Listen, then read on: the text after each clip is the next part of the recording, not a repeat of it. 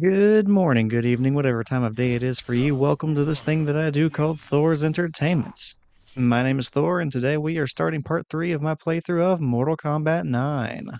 Just to recap what we have gone through so far, the game began with the conclusion of Mortal Kombat Armageddon. That conclusion was a battle among all of the characters who were previously in a Mortal Kombat game. They were fighting for the opportunity to steal godlike power from a supernatural creature at the top of the Pyramid of Argus. In the opening cinematic for Mortal Kombat 9, it let us know that Shao Khan, the Emperor of Outworld, was the one who ended up taking that godlike power, and as a result he has become invincible. Every single other fighter besides Raiden was killed in the battle, and Raiden himself was nearly dead after fighting Shao Kahn. Knowing that he was going to die, Raiden sent a message to his past self. The message was to let him know that Shao Kahn would rise to this power and be unstoppable. And he left a clue in that message that is the key to preventing all of this from happening.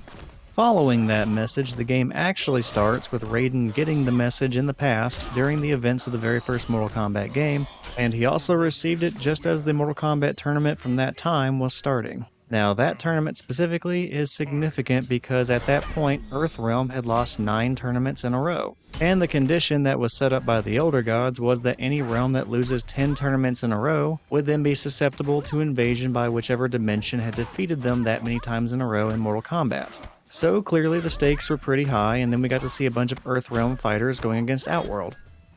On the Earthrealm team, we saw people team up like Liu Kang, Johnny Cage, Sonya Blade, Nightwolf, and Kung Lao. They were fighting against the Outworld fighters such as Kano, Sub-Zero, Katana, Jade, Scorpion, Cyrax, Sector, Shiva, Baraka, Reptile, Ermac, Quan Chi, and Shang Tsung. Oh, and the previous champion of Mortal Kombat, Goro. At the end of the last episode, we saw that the tournament came down to one person, and that one person was Liu Kang. He ended up fighting the very last 5 contestants for the Outworld team, and he did it all by himself.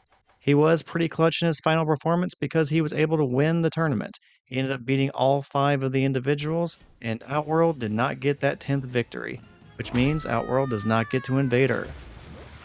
So it is great that the Earth is not getting invaded, but Raiden found out that this did not change anything in the future like his future self wanted.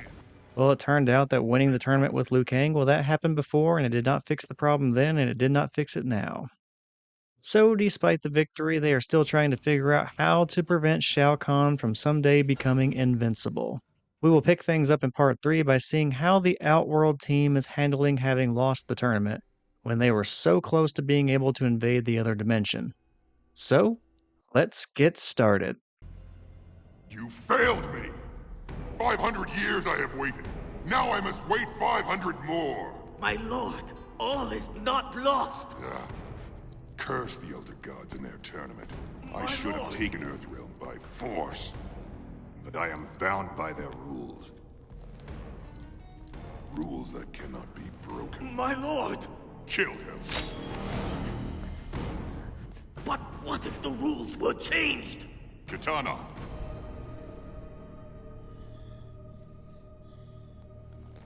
Continue. And now to the Wuxi Academy, home of the White Lotus Society monks like Liu Kang and Kung Lao.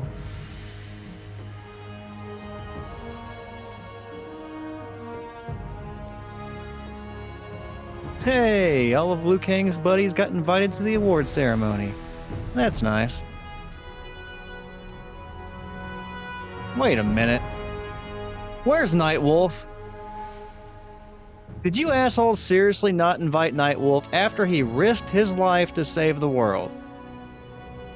This is exactly why he is stuck talking to spirits instead of making real friends. You guys are fucking dicks.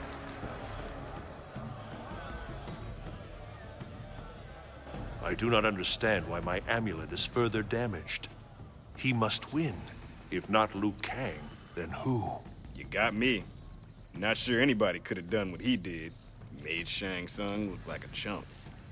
Here to congratulate us on our victory, sorcerer? What? Shang Tsung? You have been revitalized, I see. I didn't realize your master was in the habit of rewarding failure. The Emperor has an offer, Raiden. A new tournament. I see no reason to participate in any plan of yours. The Emperor proposes a single tournament to replace the current system of 10. It will be held in Outworld. If Earthrealm does not win, Outworld will absorb it.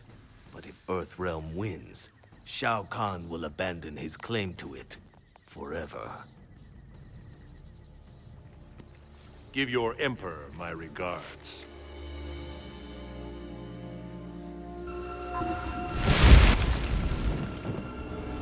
Well, it looks like the frontline infantry is here. Don't worry, they are just Tarkatans. You should be fine. After all, they are just a couple of losses away from being demoted to Power Ranger villains. So yeah, I think you've got this.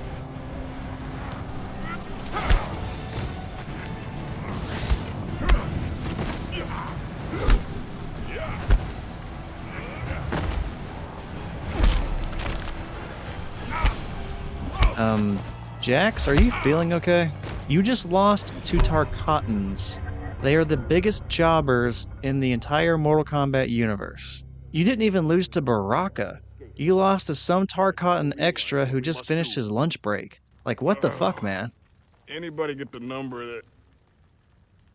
Wait, where's Sonya? Shang Tsung has taken her. We've got to find her. We must follow them. Shang Tsung has made it clear that Earthrealm will be under constant threat, unless I agree to a new tournament.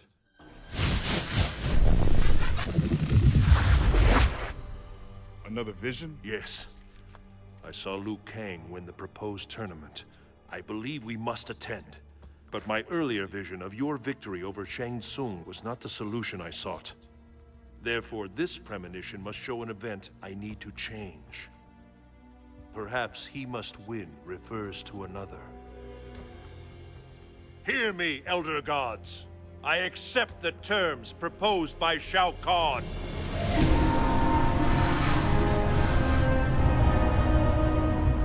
We go to Outworld. Is anyone else a little bit weirded out by seeing Johnny Cage's eyes? Like, I'm pretty sure he has been wearing sunglasses the entire time prior to that last cutscene. Even at the very beginning of the game, when he first started off the Mortal Kombat tournament, it was nighttime, and he was still wearing those sunglasses. You almost had the feeling that Mortal Kombat 9 had those things surgically stuck to his face. I assume that's the big man himself. The wrestler guy with the cow skull on his head? And why aren't the Kung Fu twins here helping us? I sent Liu Kang and Kung Lao to free their Shaolin masters.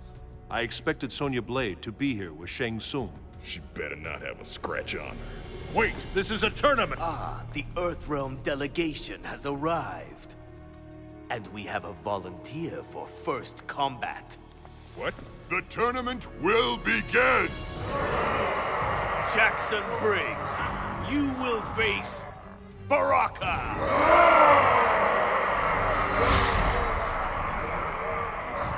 Damn you, My blade will find your heart. Round 1. Fight! Alright, it is redemption time for Jax.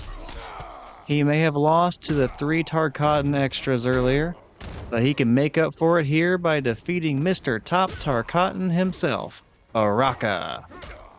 So, while we beat up the leader of the Outworld's Tarkatan horde, let's finally put a spotlight on Jax. Major Jackson Briggs. He was introduced in the second chapter of the game, where he was found after being captured by Shang Tsung and the members of his Outworld crew. Sonya Blade saves him from the imprisonment, but he ends up getting kind of sidelined after that. We saw him in the background of various cutscenes for other characters, but he was never really the focal point after that. Well, until now, that is. For the most part, Jax has overlapping motivations with Sonya. He started off on the Kano hunts due to his arms dealing and ended up in the Mortal Kombat tournament due to unexpected circumstances when he was tracking down Kano. Jax is part of the same Special Forces team as Sonya Blade, and those two are basically best friends and they have each other's backs regardless of how crazy things get. That was on full display when Sonya went to save Jax from Shang Tsung's island. It's also on full display now, with Jax venturing all the way to Outworld, a completely different dimension, just to save his best friend and comrade. Considering he has a pretty terrible win-loss record at this point, I think it takes a lot of guts to sign up for yet another tournament with fights to the death just to save Sonya. So after all of the tough luck early on, let's get this guy a few wins. And like with the other characters, I'm trying to remember his story from the previous timeline. Specifically, Jax was introduced in Mortal Kombat 2, and then he was in Mortal Kombat 3 as well. So the original arcade games that make up most of this game's reboots, well, he was in 2 out of 3 of them. The problem is, I can't really think of any major events involving Jax. Like, I can't remember any major victories or losses from those arcade games, at least not anything canonically. Although, I can think of a few events from Mortal Kombat 4 and Mortal Kombat Deadly Alliance that make Jax amazing. We will get to those in a moment. Jax wins. You shouldn't be running with those. Where's Sonya? Tell me, Major Briggs, do you and she do anything other than rescue one another? Your next opponent will be... What is it? Excellent. It seems I have a pressing matter to attend to. With the Emperor's permission, we will reconvene later.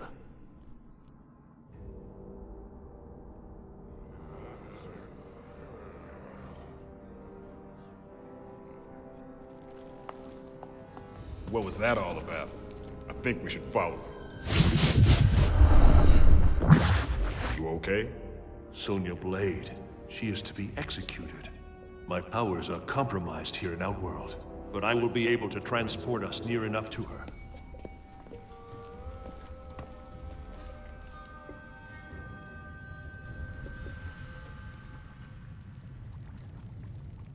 Maybe you could try for even nearer next time. Where are we? I will inform you the instant I know. Wish this damn tracking device worked in here. This is just like my movie Time Smashers. We were going around and Give it a trying to- rest, will ya? Making my ears hurt. So what's the deal with you and Sonya anyway? She's smoking hot. It's not like that. I'm her CO. Honey like that under my command? Oh, You'll want to stop talking now.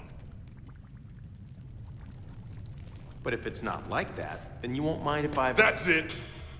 Time somebody shut you the hell up! Round 1. Fight! While Jax is giving Johnny Cage the loss that he deserved from Sonya in the first episode, let's go back to what I was saying earlier. Jax did not have any noteworthy accomplishments in Mortal Kombat 2 and 3, at least not that I remember. That changed a bit in Mortal Kombat 4 and Mortal Kombat Deadly Alliance, which was Mortal Kombat 5. So, in Mortal Kombat 4, they tried replacing Kano with a new playable Black Dragon member, and his name was Jarek. Jarek was not nearly as memorable as Kano, and because of that he was kind of really widely disliked. Like, it seemed like that dislike was a unanimous feeling because he was not really in any other games besides that. The only ones that come to mind are Armageddon, which had every single character, and the spin-off game Mortal Kombat Special Forces, which was also something that was unanimously disliked.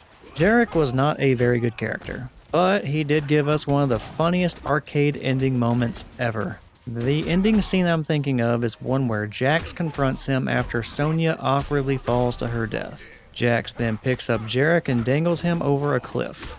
Then, the greatest voice acting moment in history happens. Jarek is just like, "You cannot do this, this is brutality!" And then Jax has an equally bad line delivery of, "This isn't brutality, this is a fatality!" Then Jax just drops him off the cliff, and I shit you not, Jarek does the same falling yell that the Disney character Goofy does. Just wahoo-hoo-hoo-wee. How you like that, Mr. A-List? Enough! Jackson Briggs, you will restrain yourself. Yeah, well, Someone approaches. Good. Maybe somebody else needs their ass whooped. You looking for something? The armory is restricted. You will leave now. Gonna have to ask nicer than that. Round 1. Fight! But yeah, that Jarek falling off a cliff ending from Mortal Kombat 4, it's just a 10 out of 10. The most terrible and hilarious animation and voice acting that I can recall from the entire franchise. I'm sure there are others, and there probably are many contenders for that title, but this is easily the first one that comes to mind. And most of the contenders for that title would probably also be from Mortal Kombat 4, because the endings in that game are, well, probably some of the very worst in the franchise. But not worst in the sense that, oh god, I can't stand watching this, more like worst and you're gonna be laughing a lot. So let's move forward to Deadly Alliance, because this is the game where the Red Dragon Gang were introduced as inferior rivals to the Black Dragon Gang.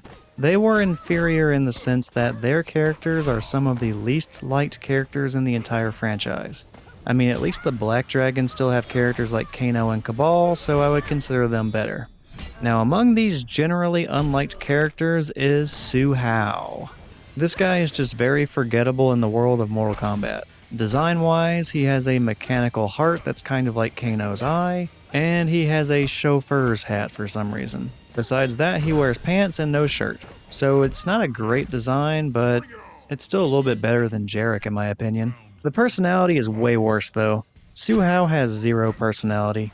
Even if it is comedically bad, at least Jarek had some memorable dialogue and a personality. Su Hao, on the other hand, is just a really random Red Dragon henchman. Now, accomplishment-wise, he does manage to blow up one of the Special Forces portal gates, and those would usually allow them to jump between the realms. In the arcade ladder ending for Jax, he tracks down Su Hao and kills him by ripping out his mechanical heart implant. So yeah, Jax in Mortal Kombat 4 and Deadly Alliance has an amazing role. He is the guy who gets to kill the shittiest character in each game, and I love it. In fact, they should still be doing that. Just take a vote in every single game, and then at the end, Jax gets to kill the least popular character, even if it makes no sense for the story. So yeah, in my opinion, that is something that we need to bring back, and that needs to be Jax's official title and role. He is going to be Jax, killer of the crappy characters.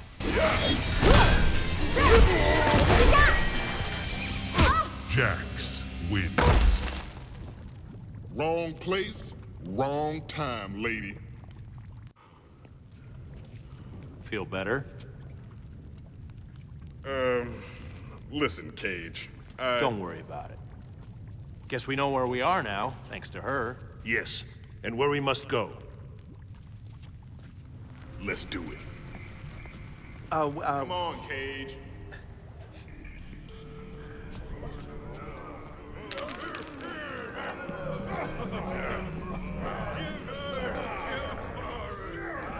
What is it with you Shao Khan and underground cesspools?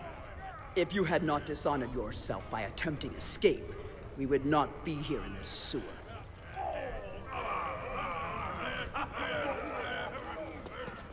Sonya! Guards, stop them! So much for the surprise attack.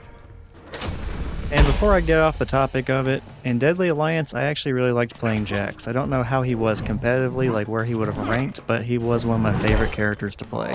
He also seemed like the easiest character I could use to beat the sub-boss known as Moloch. So if I ever had trouble with that sub-boss, I just went ahead and switched to Jax. She is the Emperor's property, human. She's nobody's property. Round one. Fight! Oh, and in Deadly Alliance, Jax also has this little submachine gun attack. Like, he would pull out the submachine gun, fire for a brief moment, but while doing so, he also had this really funny soundbite where he was just like, "Aw, yeah." So if you ever got bored, you would just do the machine gun attack multiple times, like over and over, just like, "Aw, yeah, aw, yeah, aw, yeah. Aw, yeah." I'm so glad you're laughing at that, because there is a point to that. And that kind of was the point. Like, it's so fucking funny, you would just keep spamming it, and Jax would just keep saying it. So yeah, just go ahead and spam that a bunch of times and laugh and enjoy yourself.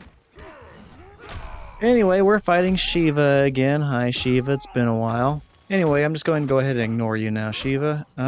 Jax, right, back in the 3D era. Yeah, after Deadly Alliance, he was not a playable character in Mortal Kombat Deception, which was the follow-up game to that. And I always thought that was kind of weird because in the Conquest mode for Deception, you could fight against Jax. And I think he even still had all of his special attacks. But he was not a playable character in Mortal Kombat Deception. And I didn't really understand that because clearly the creators took the time to put him in the game, but they just didn't really use him for anything. How you like that? Jax wins. I guess extra arms don't make a difference. You sure have a way with women. You know me. I'm a class act. Thanks. What took you so long? He was busy hitting me in the face. That's weird. I've got 2 sets of readings, heavy tech signals, both of them. Technology. Then they cannot be of Outworld. We need to confront the source of each signal. We might discover the one whose victory I must ensure. Wait, what about us? What are we, chopped liver? What? Perhaps you are right, Johnny Cage. You will stay close to me. Great, I Close as a shadow, and twice as silent. Sonya, you're with me. Keeping my eye on you. Raiden, looks like you'll want to teleport yourself about 30 clicks that way. We should stay together, Tundra. Assuming your brother's identity will certainly draw attention. Not all of it welcome. You are right, Smoke. But assuming Bihan's identity is the best way to honor him. Let us proceed then. Sub-Zero. We should separate. Our fellow Lin Kuei will not be far behind once our absence is discovered. If only they had been more forthcoming with the details of your brother's demise. We will find Shang Tsung. He will tell us all he knows. If he killed Bihan, he will die. Be stealthful as the night. And deadly as the dawn.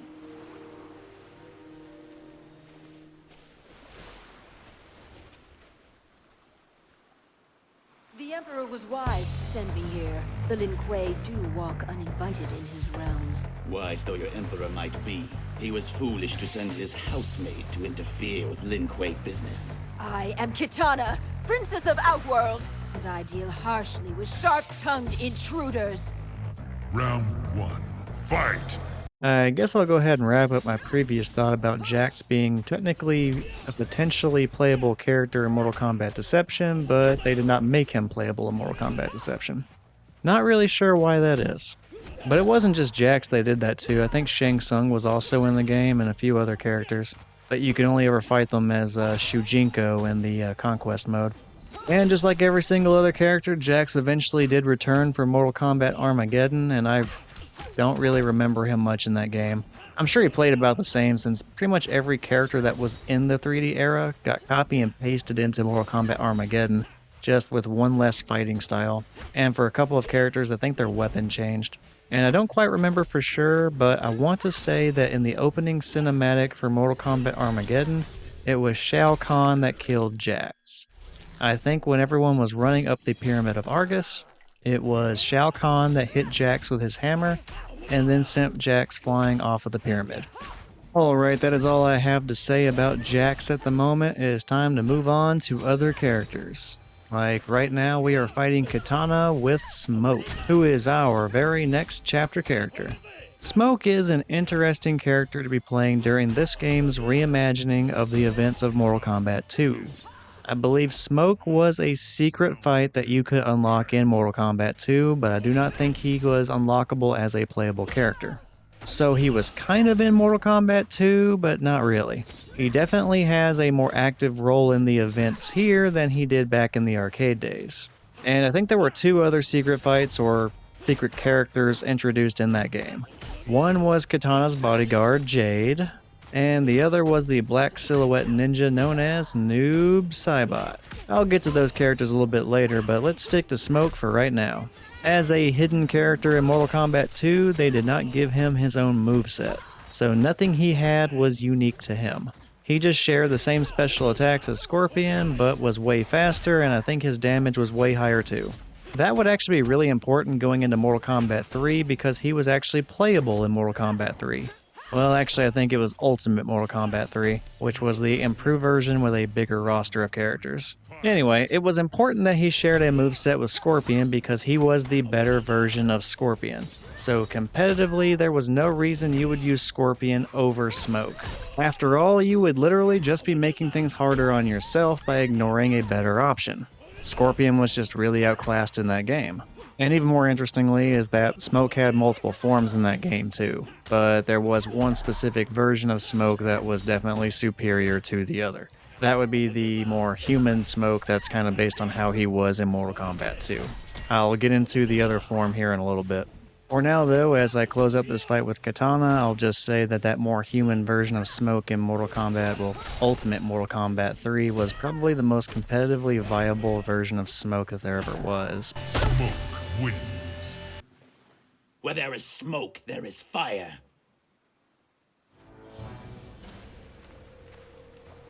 Sleep well, princess.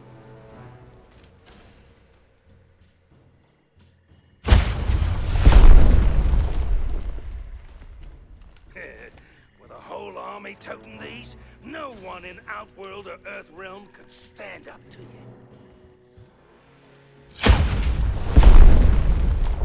Well done. You may tell your fellow Black Dragon that I am very interested in your merchandise.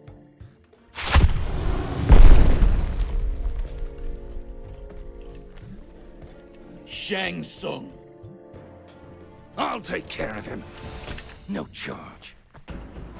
One dead Lin Kuei in a tick. Round 1. Fight! In the very first episode of this playthrough, we were playing through Chapter 2, which was the Sonya Blade chapter. The reason I point that out is in that chapter, we saw Shang Tsung shoot down a helicopter with a fireball. And that makes me wonder, in a world that has magic strong enough to take down helicopters, I don't really see the viability of having rocket launchers. Now, don't get me wrong, RPGs are very powerful, and I imagine they could stack up against some magic pretty well, but I cannot help but feel like there's really not much of a need for this kind of a weapon, at least not from somebody like Shang Tsung. And I guess maybe a bunch of Outworld people on the army for Outworld would probably not necessarily know the kind of magic that Shang Tsung does, but I don't know. It just feels like in a realm where this exists, you might not need this kind of weapon. Whatever, though, I understand we needed some reason to get Kano back in the story, and well, they managed to pull it off. Anyway, enough considering what kind of weapon viability there would be between Earthrealm weapons and Outworld magic. Let's go ahead and get back to Smoke. Now, I was saying a moment ago in Ultimate Mortal Kombat 3 that was probably the most competitively viable version of Smoke that we ever saw, besides perhaps this game here, because Smoke happens to be one of the very best characters in Mortal Kombat 9 as well. I'm not showing that off very much because I don't really know how to play the character anymore, 10 years since the game was last played by me.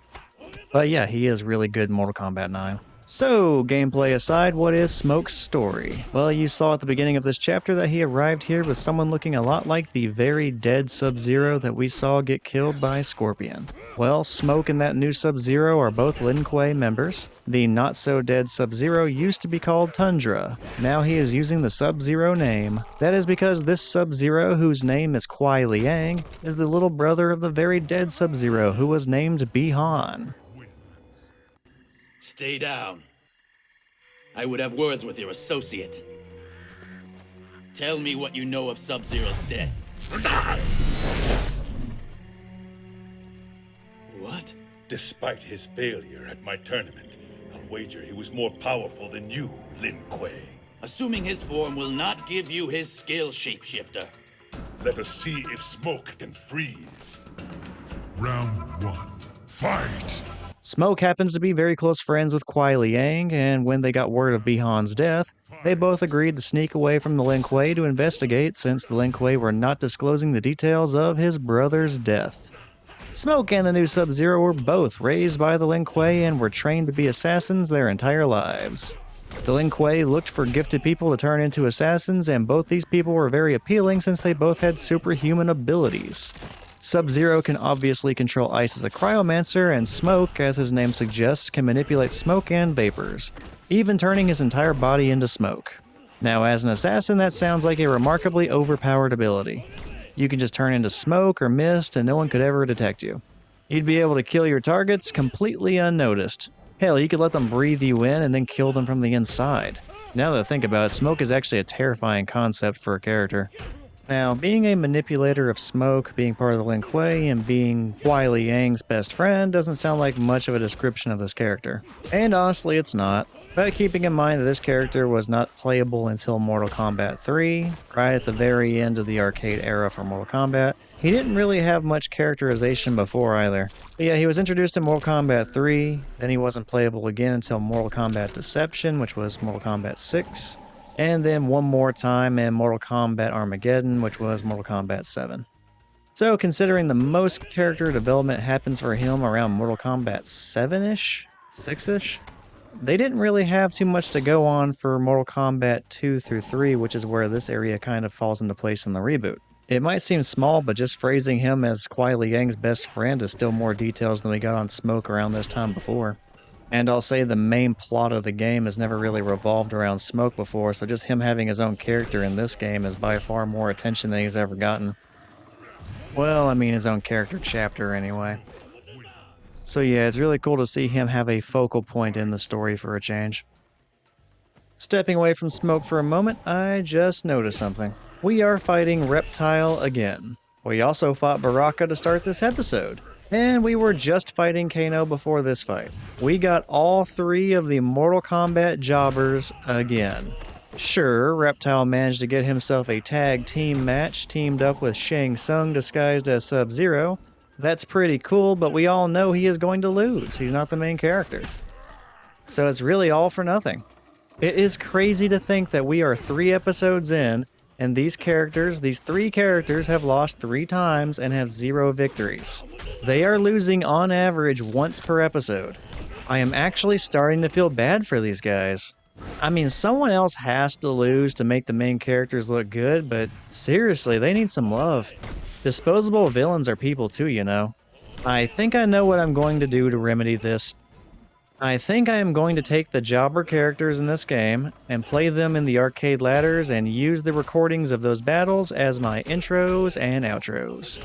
I already did that with Kano last episode on accident, so I guess I'm ahead of schedule. It is a bit unfair for these guys to have to lose so much in this game, so I may as well show them winning something in the ladder matches. It's not much, but hey, it's winning at least.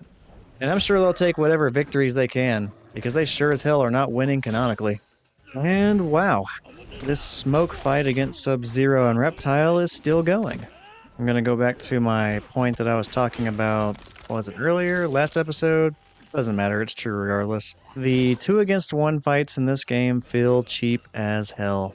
And on top of that, they take forever to complete. So yeah, the double battles definitely feel cheap as hell, and they can be very, very time consuming. Now answer me! What do you know of Sub-Zero? What? Smoke.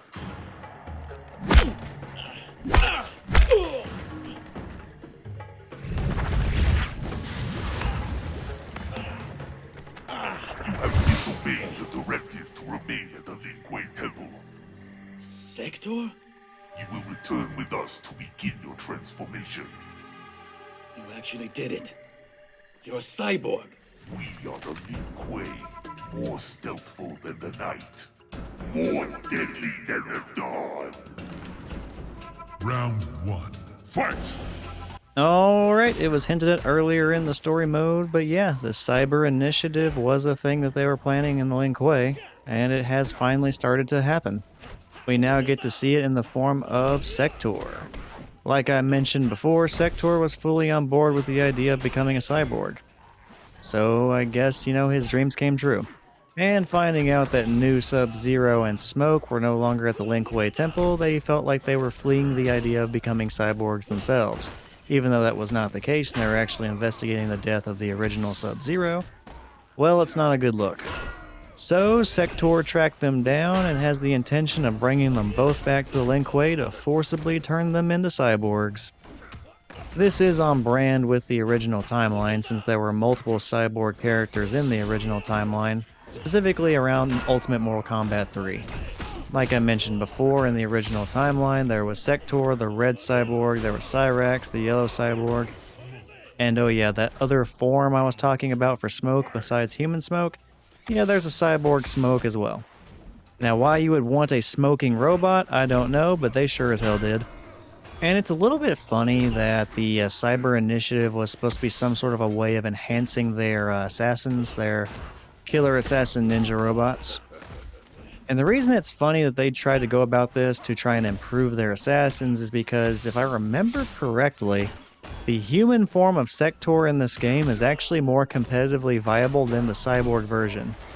And I think it has something to do with his rockets or his flamethrower attack, because the startup on those attacks is actually faster whenever you're the human version, and it's slower when you're the robot version. It's a dumb little detail, but it's just funny to me that actually the human version of this assassin is better than the cyborg version, which was supposed to be an improvement. Stay down. Smoke wins. I will never submit.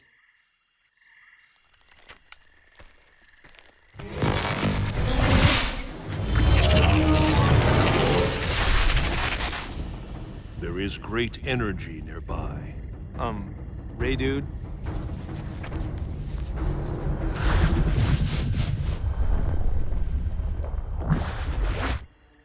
They must not take him.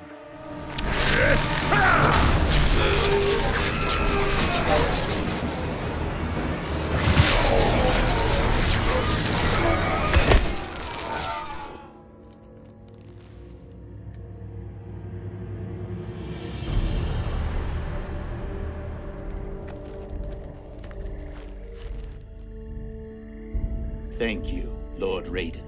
I am called Smoke. Why are you here in Outworld? To participate in a tournament to save Earthrealm. Join us, Smoke. Forgive me, but if Sector was searching for me, he is hunting Subzero as well. Subzero? Call me crazy with a K, but didn't we see him die? The Grand Master intends to turn every Lin Kuei into a cyborg. My friend is in danger. The tournament. I have a feeling your friend will be there. Then let us go. Sub-Zero's soul depends on it. A pity you could not have cooperated. You are ordered to return to the Lin Kuei Temple for assimilation. Cyrax! I am Lin Kuei Unit LK4D4. You will come with me. I'm sorry for what they did to you, but I will not comply. Round 1. Fight! Yeah, this reveal is a bit of a bummer. After all, Raiden was able to talk to Cyrax and even managed to convince him to defy and leave the Lin Kuei. Now that didn't happen in the first timeline, so that might lead you to believe he would have been safe from the Cyber Initiative as well. But that was not the case.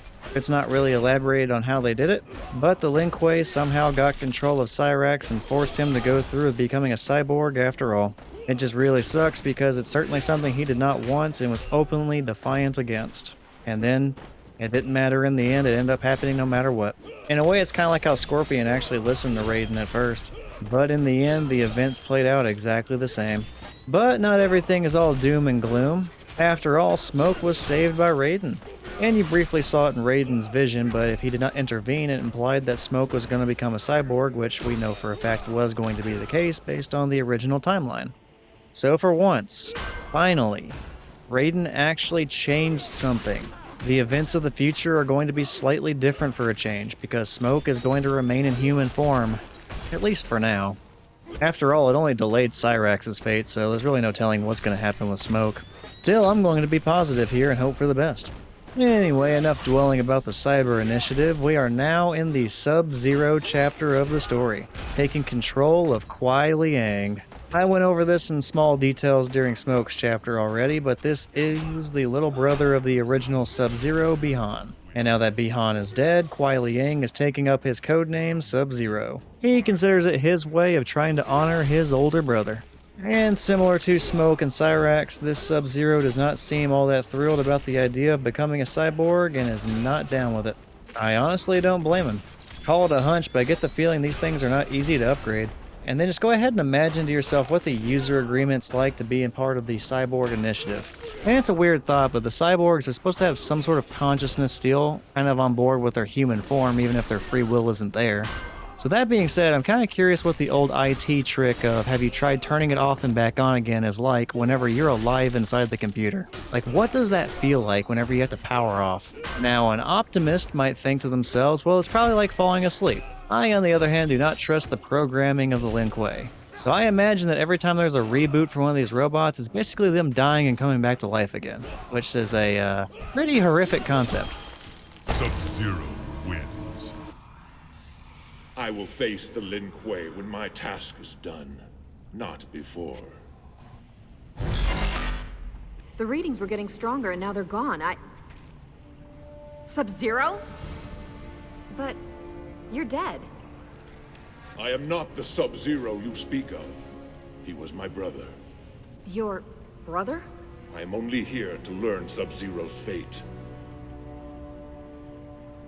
He was killed by someone named Scorpion. Where would I find him? Try the Colosseum. That's where...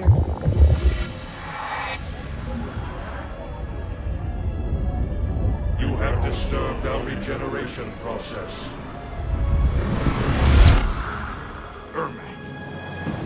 Gotcha!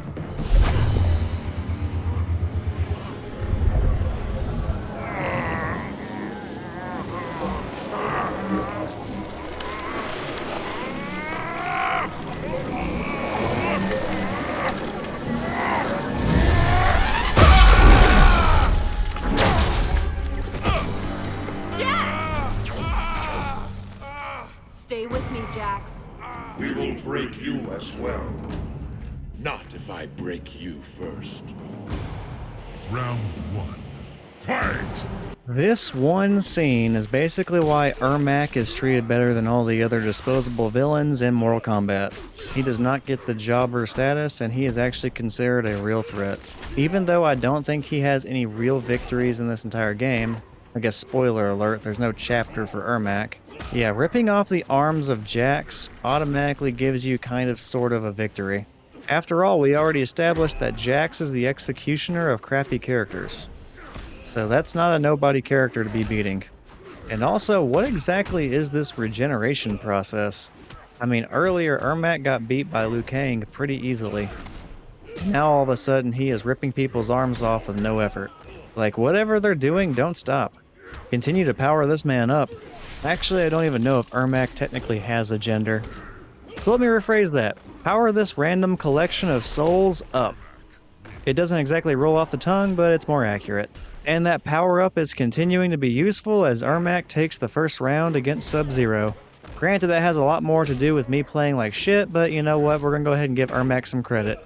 So I mentioned in the previous chapter that Smoke gets a bit of an upgrade from a storytelling standpoint in this game. How in the past it took them a very long time to establish any sort of a story for Smoke. Well, this game kind of does the opposite for Ermac. Granted, in the old timeline, Ermac ended up taking a long time to get any sort of a story going for him too, but whenever they did do it, they ended up giving him some really good stuff. Like, he was also introduced in Mortal Kombat 3 and then resurfaced in Mortal Kombat Deception, just like Smoke, but I would argue that Ermac had a bigger role in Deception than Smoke did. So by the time Mortal Kombat Deception had come around, Shang Tsung had died, and the death of Shang Tsung then left Ermac free to make his own decisions. He finally had free will. And he ended up also helping out the main character Shujinko in the Conquest mode, teaching him some of the tricks of telepathy and telekinesis. Actually, it might have just been telekinesis. It's been a while since I played that game too.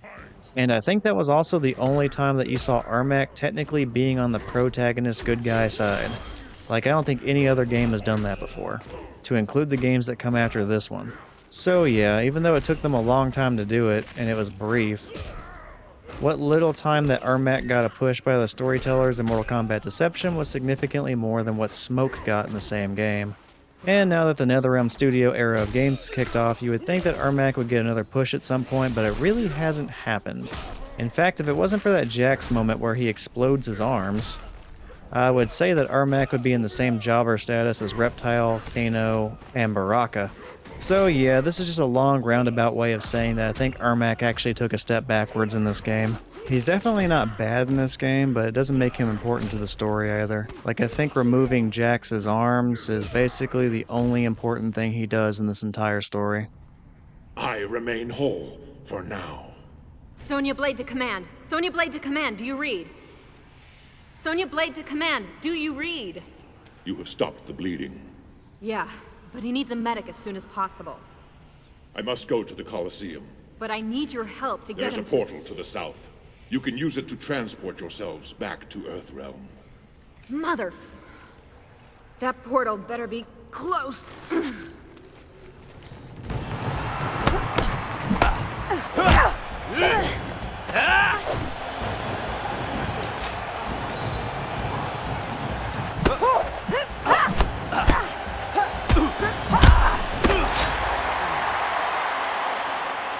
Failed.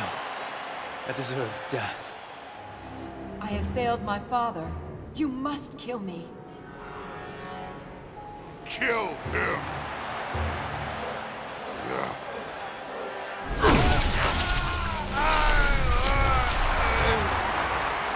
Katana! You will join me.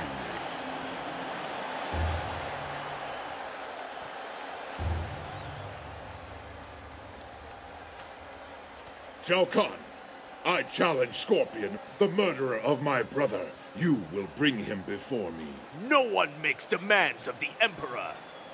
Reptile!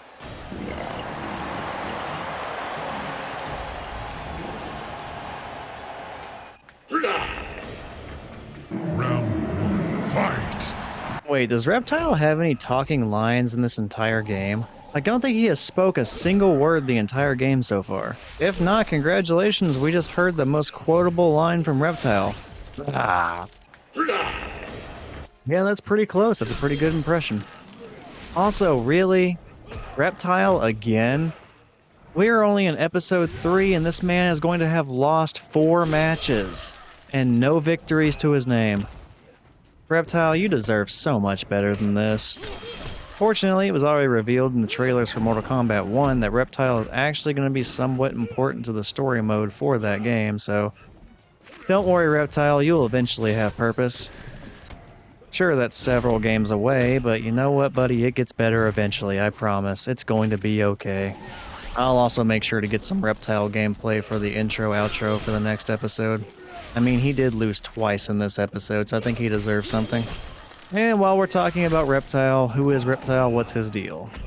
Reptile is part of a race of lizard people called the Zaterrans. Now, if I remember correctly, in this timeline, they're pretty much all extinct. They were conquered by Shao Khan, and their world was destroyed, and I think Reptile is one of, if not the last, Zaterran. So yeah, he is one lonely lizard. Having been conquered, he now fights for Shao Khan, and that's pretty much it. They never really developed his character beyond that. He's just a servant who got conquered. Now he's one of the Outworld's best fighters, supposedly, even though we only ever see him lose. And you know what? I just thought of something. Raiden had a vision that Smoke would turn into a cyborg. Raiden had a vision that Cyrax would turn into a cyborg. Raiden had a vision that Sub-Zero would eventually die, you know, the old Sub-Zero, and then something worse would end up becoming a reality after his death. Like, he's getting plenty of visions about bad things that are inevitably going to happen that probably should be changed. Why didn't he have a vision about Jax losing his arms? Because I'm pretty sure that happened in the original timeline too. Because he has mechanical arms in the original timeline as well. So yeah, where were your visions on that one, Raiden? I feel like Jax is just getting screwed over at this point. Him and Reptile should really go get a beer sometime. And I already mentioned that trailers for Mortal Kombat 1 have already given away that Reptile is going to have a role in the main story. I won't exactly specify what that role in the main story is, but yeah, it's there. He does actually get a little bit of time to shine for once, which is amazing to see for a character that has historically only been used to make other characters look good by losing. Also, I have to admit, gameplay-wise, he is probably my favorite character to play in Mortal Kombat 1. And that's fantastic, because that's never happened before in any other Mortal Kombat. Now, I have always liked Reptile, but I never really got into his gameplay. This is the first time where I can honestly say he's probably going to be my main character throughout the entire lifetime of that game, if not one of my main characters. So yeah, that's a big jump up for Reptile. So yeah, even if it is overdue, it is always good to see a character get some time to shine whenever they have never really gotten it before. Now, in this case, I would say it's exceptionally long overdue, because besides being a secret fight in the very first Mortal Kombat, Reptile has never been that guy that has been a main threat or a focal point for any Mortal Kombat story. So seeing it Mortal Kombat 1 definitely does the heart good. Sure, it took 30 plus years, but hey, Reptile's finally going to be getting the time in the sunlight that he deserves. I would kill you, but that is not my purpose here.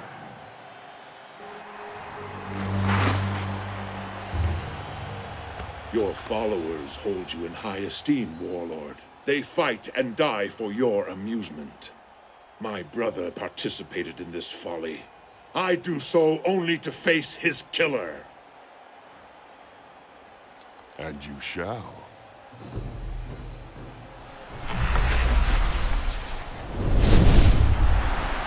What is this? You are not Sub-Zero. I am his family and clan. I fight for his honor. He had no honor, and you will die as he did! Round 1, fight! Alright, the Kuai Liang Sub-Zero has been moving forward and fighting people throughout the entire chapter just for this exact moment. Finally, after all of his effort, he is face to face with his brother's killer. It is time for Sub-Zero to fight Scorpion again, kind of. New Sub-Zero, same Scorpion. Now, this is something they kind of gloss over at the very beginning of this game, because at that point, at the Pyramid of Argus back in the future, Scorpion is already dead. We saw his body. Here's the thing about that, though. What actually happens if Scorpion dies? He's already dead. He's been resurrected by Quan Chi as a Hellspawn Spectre thing, and now he's fighting for the side of Outworld, obviously, but since he is already dead, he can go ahead and transport himself between the Earth Realm, the Outworld, and the Nether Realm at will. What happens if he dies? Does he just go back to the Nether Realm to where he can then continue to traverse between the realms at will? Or does he actually die for good? And if he does not die for good and he just goes back to the Nether Realm, does he always leave a body behind every single time that he dies? Like, if he just absolutely sucked as a fighter, wouldn't there be like a mountain of Scorpion bodies around the world by now? I don't know, morbid thoughts, but it is an interesting concept because they really haven't established what death is for someone who's already dead in this game. At least not yet. Anywho, we will see if Sub-Zero is able to get revenge for his brother's death and see if he actually wants to kill Scorpion or if he's going to have that weird change of heart, Raiden intervening kind of moment like Scorpion did early on. I don't know, there's a lot of possibilities at this point. It is also kind of interesting that this Sub-Zero doesn't seem all that familiar with Scorpion. Like Sonya Blade and Jax, they mention that Scorpion killed Bi-Han, but he doesn't really act like he knows who Scorpion is. They just tell him where to find him and then he goes. And then he has to explain that he is from the same clan and he is family of the original Bi-Han Sub-Zero. I don't know, it just seems kind of odd, like maybe Kuai Liang wasn't part of the attack on the Shira Ryu or something like that, so he wouldn't be necessarily as familiar with Scorpion. That's just a guess, just based on how he's reacting. Because unlike Sector, Cyrax, and Bi-Han, Kuai Liang really hasn't said or done anything to imply that he is very familiar with who Scorpion is. For my brother! No, you...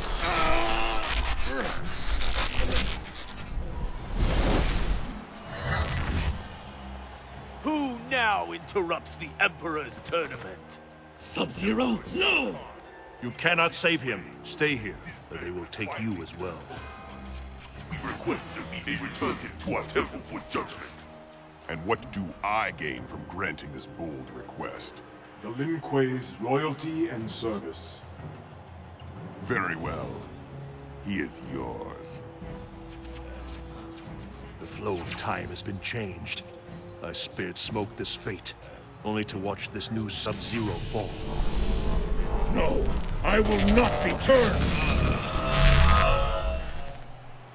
Katana! How is it that Earthrealm ninjas brazenly appear before me when my daughter, Princess of Outworld, was sent to intercept them? Father, Begone! Continue. Katana's faith is a slender reed bent before the storm. If it can be uprooted altogether. Sure, let's go ruin someone else's life. Aw, sad Smoke. Anyway, that is the conclusion to the Sub-Zero chapter, and I'm going to use that as the wrapping up point for this episode. So, what happened? Well, the episode started off with us finding out that Shao Khan was not thrilled with Shang Tsung having lost that tournament, considering they were just one tournament away from invading the Earth. Well, losing it really pissed off the Emperor. But then, desperate to cling to life, Shang Tsung came up with an idea. Why don't we just propose a new tournament with new rules? A winner-takes-all scenario so you don't have to go through 10 tournaments again, or more. The idea would be that if Earth won, there would be no more tournaments at all and they would forever be safe. If the Earth lost, Outworld would invade like they originally wanted. So, Shang Tsung then goes to Earth and passes on this message to Raiden. Raiden initially declines the offer, and upon declining that offer, Shang Tsung then opened up a portal for the frontline infantry Tarkatans to run through and start fighting everybody. Now, the Tarkatans don't stick around very long, but they do stick around long enough to get some hostages. They end up kidnapping members of the Shaolin Monk Order, the White Lotus Society, and they also managed to kidnap Sonya. Suddenly facing pressure, Raiden agrees to the new terms for the new tournament. We then proceed with the protagonists to Outworld, and we take control of Jax for the next chapter. Jax ends up fighting his way through the opposition until he gets the opportunity to free Sonya, and then once she is free, we switch to a new character. That new character is Smoke of the Lin Kuei. Turns out Smoke and a brand new Sub-Zero are there looking for the whereabouts of the killer of the old Sub-Zero. Smoke ends up finding his way through a bunch of Outworld people trying to find the answer to that question. Only before he can finally relay the answer to Sub-Zero, he is ambushed by other members of the Lin Kuei. Turns out he left the temple without any sort of permission, and then, well, the Lin Kuei took that as an effort to avoid the cyberization cyborg process of the Cyber Initiative. How many times can I say cyber? The new robot Lin Kuei members then intend to take Smoke back to the temple so he can be turned into a cyborg as well. He fights back, and it looks like he is going to lose and be taken back and turned into a robot against his will. Then he gets really lucky and Raiden saves him. And for the first time in the entire game, Raiden actually changed the future a little bit. After saving Smoke, we then shift over to Sub-Zero for the next chapter. Sub-Zero is kind of doing the same thing as Smoke, looking for information on the killer of the original Sub-Zero. And after fighting his way through some people as well, he ends up getting the answer from Sonya Blade and Jax. Oh, and after he gets the answer that it was Scorpion that killed his brother, Ermac shows up and then explodes Jax's arms. So, ouch.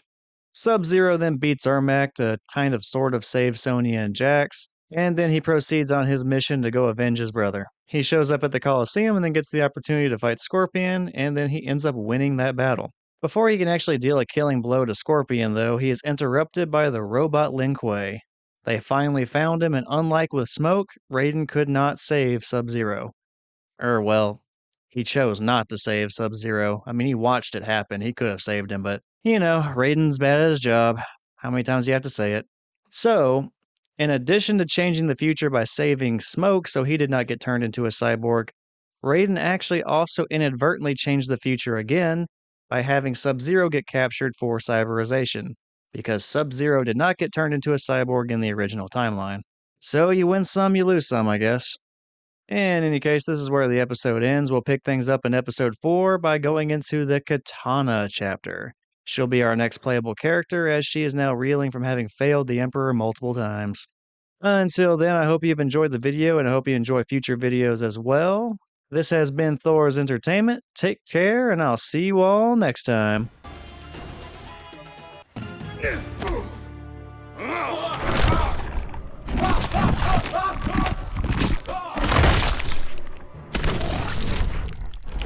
Kano wins.